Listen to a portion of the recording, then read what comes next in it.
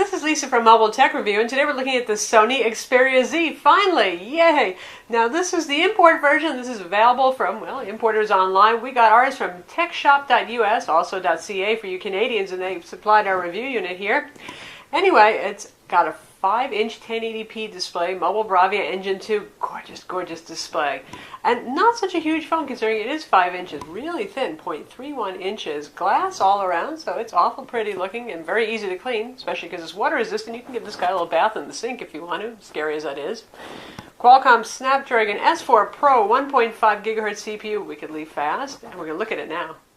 So this is the Sony Xperia Z Android smartphone. It's available now in Europe, not yet in the US. Sony now says coming soon for the Z, not just the Xperia ZL, which will have US LTE band. So interesting there. Right now it's available from importers. As I mentioned, we got ours from techshop.us. They sell import phones, and it was price tag on that is $689 from them right now.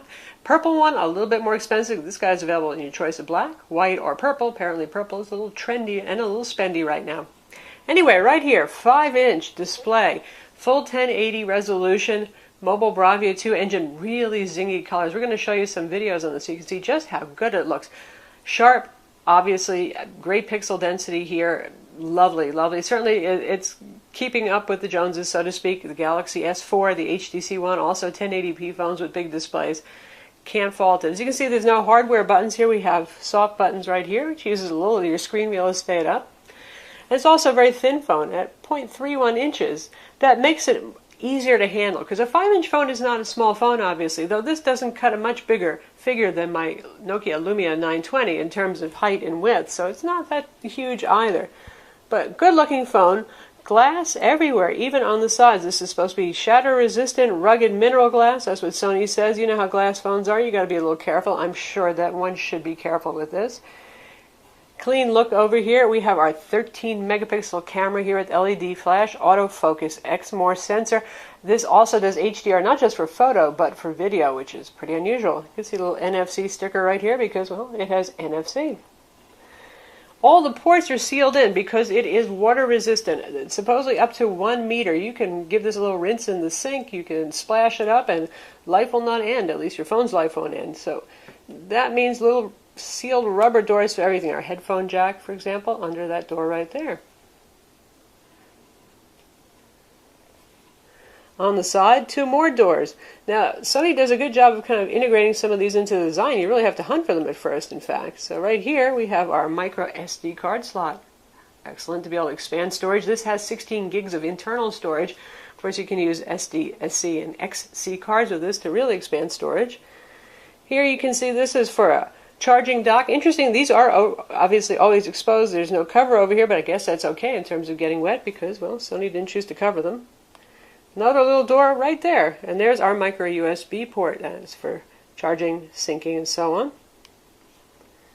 This supports MHL out for HDMI, for those of you who need to do that. Bottom, nothing but our little barcode right here. That little slit is the speaker. Very loud and clear speaker. Surprising for such a little hole there. And if you cover it, you can really feel the force feedback of air. I wouldn't want to blow the speaker. I can cover that intentionally. Volume rockers are over here, long and thin. Actually pretty easy to feel, though, so I like that just fine. This is our power button, which kind of looks like a fancy digital camera in a way, doesn't it? Metal. And now for our smartphone monster lamp, so you can compare size. This is the Xperia Z right here. This is the ZL, which basically has all the features in the same gut, slightly smaller form. Plastic back instead. We're going to have a separate review of this. We're not going to focus too much time on that. This one will be coming to the US as an unlocked phone with US LTE bands, so that's pretty attractive right there. And then here we have the Samsung Galaxy Note 2.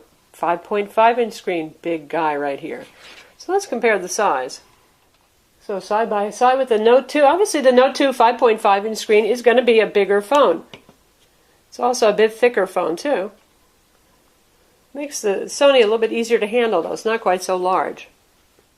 And now we have the ZL in front of the Z, and you can see it's a little bit shorter, a teeny bit narrower. Mostly the difference is in the height here. So for those of you who are very size focused, well, that makes a difference. Now as we focus on the phone itself and the software inside, Android Jelly Bean 4.1.2, so a pretty recent operating system version there, lightly customized by Sony. Nothing too overbearing in terms of the UI, a couple of things like they have. Say you want to get rid of an app, you want to see what the trash can looks like here, this is cute. You get the trash can at the bottom appearing, see, and then the lid's going to open when we put something inside. Oh, isn't that just cute? So that's the kind of UI customizations they've done there.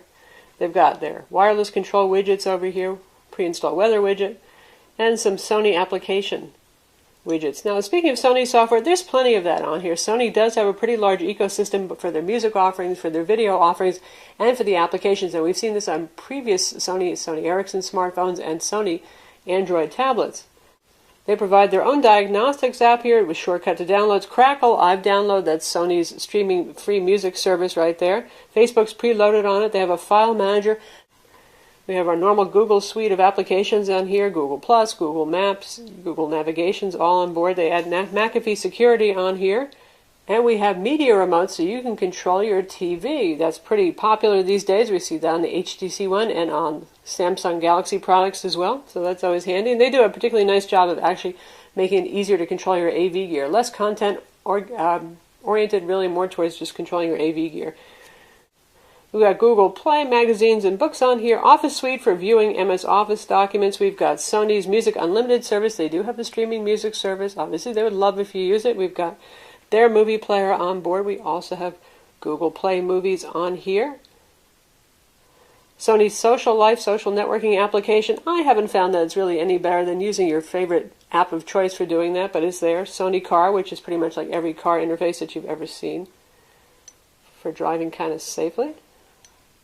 Just giant icons for your major functions that you might want to use when you're in your car, assuming it's legal to do that wherever you are. We've got Neo Reader, which is a square barcode reader on board. Play Memories for cloud sharing of your content. Play Now. A lot of, again, Sony stuff is here, but one thing that's pretty neat is we have the little PlayStation application on here. PlayStation Mobile. So for those of you who are into those PlayStation games, here they are.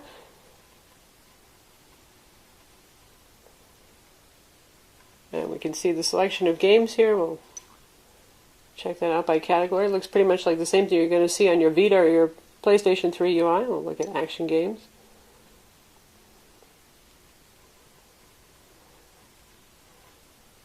A lot of choices there. So for those of you who've been waiting for PlayStation Mobile integration into your phone, well, here it is. And the phone also has an FM radio and a backup and restore application. Now, you can always download backup and restore applications from the Google Play Store, but it's kind of nice to get one actually included. You can see we have a lot of benchmark applications loaded on here, and this runs on a Qualcomm S4 Pro quad-core 1.5 gigahertz CPU. That's pretty impressive stuff. It has 2 gigs of RAM. It benchmarks very well. It feels very fast as well. On Quadrant, it scored 7851. Very nice. Usually 5,000 is pretty good for your dual-core Snapdragon CPU, so certainly a significant improvement there. 20,403 on Antutu benchmark. Around 11,000 is usually pretty awesome for Antutu, so really good there. GL benchmark 2.7, their Egypt HD 2.5 test, 32 frames per second on-screen and off-screen, and SunSpider did 1306, which is about top of the line right now for Android phones. All good stuff. This comes with the Chrome web browser, which is pretty much standard for newer Android products running Jelly Bean. There is no older internet web browser on here. That means that loading Adobe Flash, not so much unless you want to put the boat browser on here, some third-party browser that still supports Flash, and of course you'd have to sideload Flash as well. Audio quality, we're using the Walkman application right now. Listen to that. That's nice for a phone. The pictures in his mind really good. Of course, you can use headphones with this, Bluetooth speakers, Bluetooth headsets, whatever you want with it, but I have to say the speaker on this is quite loud. Right now we're at about 2/3 volume, and just nice and full sounding. Not tinny, not harsh, not buzzing, none of that stuff. Good times. Now let's check out video, and we can see how really good this screen is. And now we're in the Sony Movies application. That's because most of you have seen the Google Play Movie Player. So we're going to check out our movies, and we're going to go for a movie trailer that's 1080p, matching the screen. And we'll give the Avengers a try. That has a lot of dynamic range for the audio as well, so good to hear that.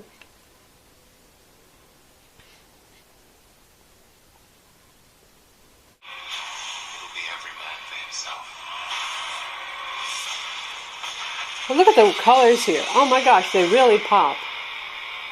Really vibrant. Plenty bright, too. What do we do? We get ready. Great sounding audio there. And again, the colors, I mean, we use this movie trailer all the time to test phones, and I have it memorized. I've never seen the fireball zing that much visually on here. And even the dark scenes look pretty bright. We're using auto brightness right now. Now this has auto brightness, and like the iPhone, you can actually set the level, a range within that for auto brightness. So we don't even have the brightness cranked up all the way here, and it's just looking really nice. So pleasant experience. Certainly as a multimedia phone, this is lovely stuff. Of course, this guy is a phone too, and here you can see the big on-screen dialer right here. Pretty easy to use, and the usual shortcuts to our favorites, to all of our contacts, to our call log. Voice quality on this, very good for incoming and outgoing voice. Nice and loud and clear. We've been testing this on AT&T with our AT&T micro SIM. Since this is an unlocked phone, you can put whatever SIM you want in it. Really good sounding call quality. Now in terms of data speeds, you can see some of our speed test results that we've gotten here. So there are our speeds. 7.7 megabit down, 1.1 up, 6.5, a little bit better than that down, a little bit better than 1 up, and so on. So pretty good speeds, not LTE speeds, but really, actually, I find that's pretty good for downloading applications and loading web pages. It works well. It's up to you whether you want to live with or without LTE, though. This is a GSM quad-band world phone, so for those of you folks who are Sprint and Verizon customers, this is not the phone for you. Those use CDMA. This is not a CDMA phone. In terms of additional UI customizations, most of what Sony's done here I actually really like. If you want to do a quick swipe down, there you have quick access to your wireless radios, and then you can get to your all settings right here. Standard list of things. We have Xperia settings right here, throw settings. This has DLNA, so in theory, if you have a Sony product that supports it, you can just throw media, so to speak. It'll be represented on screen at your Wi-Fi equipped DLNA capable Sony multimedia equipment, AV gear. You can turn screen mirroring on or off for external displays, get additional usage info, all the usual stuff right there. 16 gigs of storage, again inside. Expandable, obviously, with a micro SD card slot. Now let's see, since this is a quad-core fast CPU with 2 gigs of RAM, a really nice display, let's check out Real Racing 3 and see how well that goes. So here we are inside of Real Racing 3, and we're going to look for some of those Tegra 3 kind of features you would hope to see maybe on this too, and you'll get them, like rear view mirror images. We're going to race with our, well, sad little beginner Nissan Silvia car, but we'll do our best.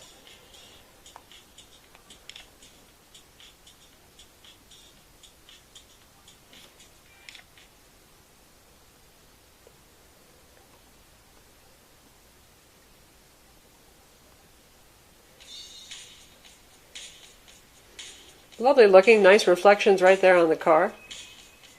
Sharp. There's our rear view mirror image in there.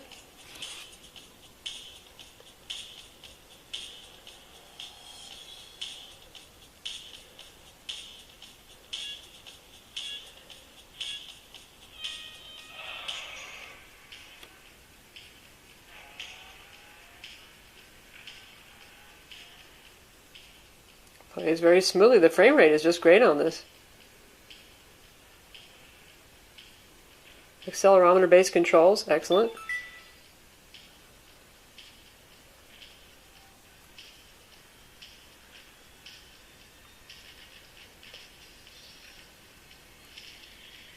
And there we have it. So that's Real Racing 3. Good stuff.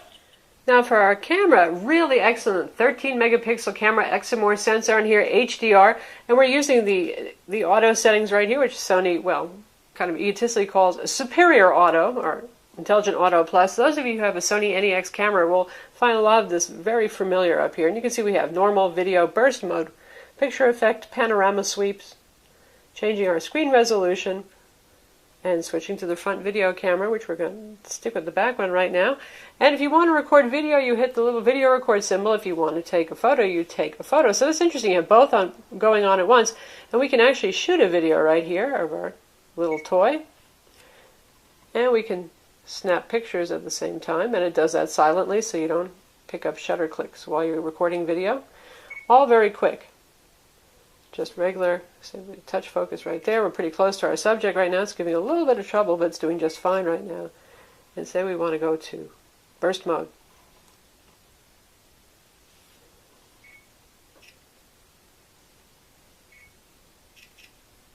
And now we're using the Sony Album application. Here's our many burst mode pictures of our cute little toy. Some more exciting outdoor pictures to take a look at right there. There's taken in cloudy lighting. Very nice contrast, very natural. No white out on the rocks right there. Flower against the rocks. Usually these rocks cause cameras problems, so really great job with exposure. Nice sharpness, not over sharpened. Colors are actually accurate on this. Also a nice picture with a good amount of detail. Often we see the leaves in the tree get over sharpened. This is fairly natural looking.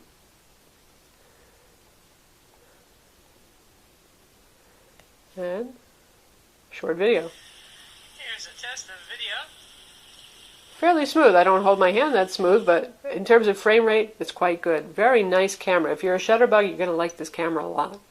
Battery life, well, as you can see, this guy is sealed, isn't it? There's no way you can take that battery out. 2400 milliamp battery. Battery life is not the good point of this phone. That's a fairly good capacity battery for our thin and high-powered friend here. And there is a stamina mode that helps mostly with standby times. You can disable background networking activities and things like that. But honestly, this lasts just about a day, and that's with low to moderate use. Real racing, you can just about watch the battery drop 1% a minute. Ouch. So, yeah, that's something about this phone. If you're going to be away from an outlet for an entire day at a time, and you're going to use especially things like the GPS or streaming video on it, it's going to be a problem if you can't plug it in.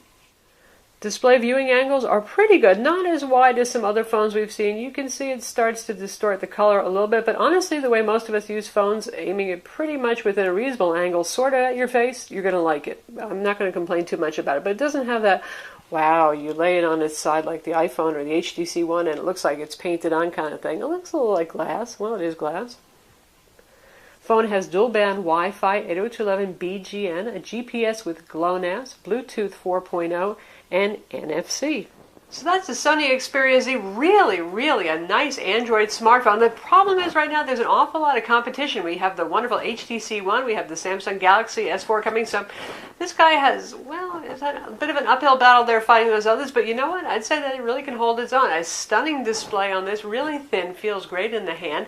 The only drawback for us folks in the US and Canada is it doesn't have LTE in our band, so we're at HSPA Plus for not quite as wickedly fast data. I'm Lisa from Mobile Tech Review. Be sure to visit our website for the full review of the Xperia Z, and don't forget to subscribe to our YouTube channel.